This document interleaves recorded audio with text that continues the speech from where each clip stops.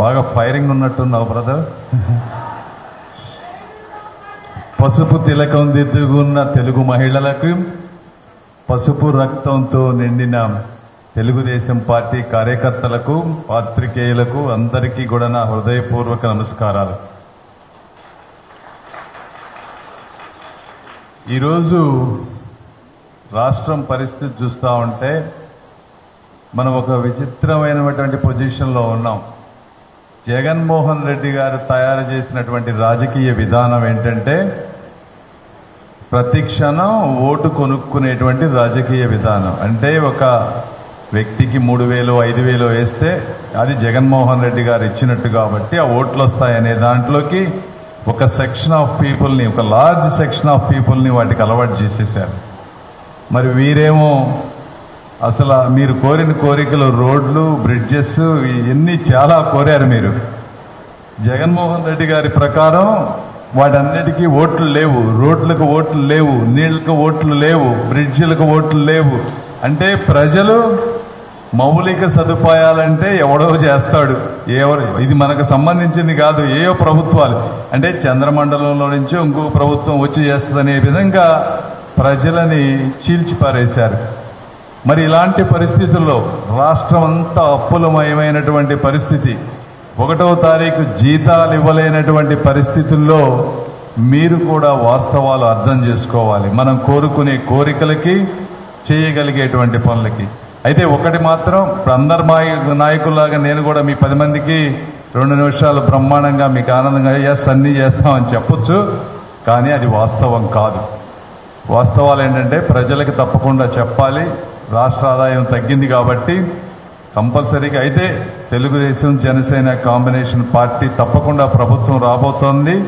అది తెలిసి ఆల్రెడీ ఒక ఎకనామిక్ యాక్టివిటీ, పాజిటివ్ యాక్టివిటీ ఈరోజు మొదలైంది. మెల్లగా రాష్ట్ర ఆదాయం పెరుగుతుంది.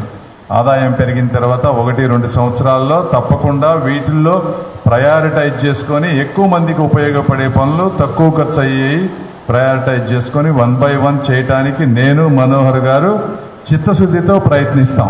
అది మోస్ట్ ఇంపార్టెంట్. అంటే చెయ్యాలి అని ఒక సంకల్పంతో తప్పకుండా చేస్తాం. ఇందులో చాలా సెంట్రల్ గవర్నమెంట్ ఫండ్స్ కూడా ఉన్నాయి. అంటే వాటర్ ఉందనుకోండి, మీరు సపోజ్ ప్రతి ఇంటికి కుళాయి అనేది జల్ జీవన్ మిషన్ అని ప్రధానమంత్రి మోడీ గారు 14,000 కోట్ల రూపాయలు ఆంధ్ర రాష్ట్రానికి ఇచ్చారు. అది 60% వస్తుంది. మనం 40% స్టేట్ గ్రాంట్ మ్యాచ్ చేయాలి. 8,000 crores కనుక చేస్తుంటే 22,000 crores తోటి ఈ రాష్ట్రం అంతా కూడా ప్రతి ఇంటికి వాటర్ వచ్చేది. అయితే జగన్మోహన్ రెడ్డి గారి దగ్గర 8,000 కోట్ల రూపాయలు లేకపోవటం, ఒక 2,000 కోట్ల రూపాయలు మ్యాచ్ చేసి కొన్ని కుళాయిలు ఇప్పించారు. అది కేవలం కడప, రాయలసీమ ప్రాంతంలో చేసుకున్నారు తప్పించి గుంటూరులో చాలా తక్కువ ఖర్చు పెట్టారు. ఈ చుట్టుపక్కల జిల్లాల్లో ఎక్కడ ఆయన ఖర్చు పెట్టినటువంటి పరిస్థితి. అందుకే అన్నీ ఆగిపోయినాయి. ఇదే కాదు, డ్రైనేజ్ సిస్టంలో కానీ లేకపోతే బ్రిడ్జెస్ కానీ ఇవన్నీ కూడా central government, state government matching ఉన్నప్పుడు మాత్రమే జరుగుతాయి.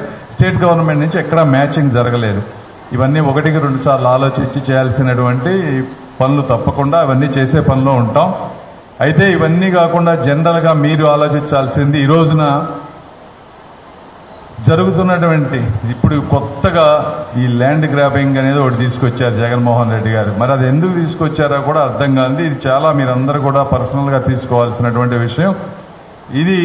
దీనివల్ల ఎవరికీ మేలు జరగదు. ల్యాండ్ రిజిస్ట్రేషన్ ఇవనేది ఏదైనా సమస్య ఉన్నప్పుడు ఇలాంటి కొత్త చట్టాలు తీసుకురావాలి. ఒకటి సమస్య లేదు, ఆ సమస్య కూడా వాళ్ళు చెప్పేది ఏంటి, ల్యాండ్ ఎక్విజిషన్ అనేది ప్రాబ్లం ఉంటుంది. మనకు అవసరమైనప్పుడు పెద్ద పెద్ద రింగ్ రోడ్లు కానీ ఏదైనా రోడ్లు వేయాలంటే, ల్యాండ్ ఎక్వైర్ చేయాలంటే రైతుల నుంచి వ్యతిరేకత వస్తుంది. ఈ సిస్టమ్ కనుక్కుంటే మనకి ఈజీగా అవుతాయి, ల్యాండ్ సమస్యలు త్వరగా పరిష్కారం అవుతాయి అనేది వాళ్ళ ఉద్దేశం. అయితే అది ఎక్కడన్నా మేజర్ డెవలప్మెంట్ ఉండాల్సిన ఏరియాలను ఐడెంటిఫై చేసి 1-2 తీసుకొస్తే ఓకే, కానీ ప్రతి ఇల్లు, ప్రతి స్థలము, ప్రతి పొలము అన్నీ ఈ చట్టంలోకి తీసుకొచ్చి ఏదో ఒక కిరికిరి పెట్టి, అంటే ప్రజలను అందరినీ కూడా ప్రభుత్వ అధికారులకు బానిసగా చేసి చేయాలనేటువంటి ఒక పద్ధతి ప్రకారం ఆయన వెళ్తా ఉన్నారు. అంటే లాయర్లు, కోర్టు సిస్టమ్ మొత్తం వదిలేస్తారంట. అంటే ఇక మనమంతా ఈ జగన్మోహన్ రెడ్డి గారి దగ్గరికి లేదా అయోధ్య రామరెడ్డి గారు వీళ్ళే మనకి రేపు న్యాయమూర్తులు అయ్యేది ఎవరయ్యా అంటే ఓ సజ్జల రామకృష్ణారెడ్డి గారు, లేకపోతే ఆళ్ల రామకృష్ణారెడ్డి గారు, వైవి సుబ్బారెడ్డి గారు, వీళ్ళు ప్రధాన న్యాయమూర్తులు అవ్వబోతా ఉన్నారు ఈ చట్టం వస్తే. కాబట్టి ఈ చట్టాన్ని ప్రతి ఒక్కళ్ళు వ్యతిరేకించాలి. దీన్ని అందరూ కూడా ఒకటికి 10 మందికి చెప్పాల్సినటువంటి పరిస్థితి. ఇంకొకటి, ఇక్కడ కిలార్ రోసయ్య గారు పోటీ చేస్తా, ఆయన నిన్న 2-3 ఇంటర్వ్యూల్లో చెప్తా ఉన్నారు, నేను 3 రాజధానులకి అనుకూలం, ఏకైక రాజధానికి వ్యతిరేకం అని చెప్తా ఉన్నారు. ఇక్కడ ఆయన అనేది ఏంటంటే రియల్ ఎస్టేట్ వ్యాపారులు ఉన్నారంట, అందుకని ఈ రాజధాని అవసరం లేదంట. పోస్టర్లో మాత్రం నేను పక్కా లోకల్ అనేస్తాడు ఆయన, వేయటం మాత్రం. పక్కా లోకల్ అంటే ఇదే. పక్కా లోకల్ అంటే ఏంటి? నువ్వు ఏ ప్రాంతానికైతే రిప్రజెంట్ చేస్తున్నారో మీరు ఆ ప్రాంత ప్రజల ప్రయోజనాలు కాపాడటం నీ మొదటి కర్తవ్యం. నీ గ్రామం, లేకపోతే నీ సిటీ, నీ పార్లమెంటు, తర్వాత పక్క పార్లమెంటు, తర్వాత రాష్ట్రం, తర్వాత దేశం.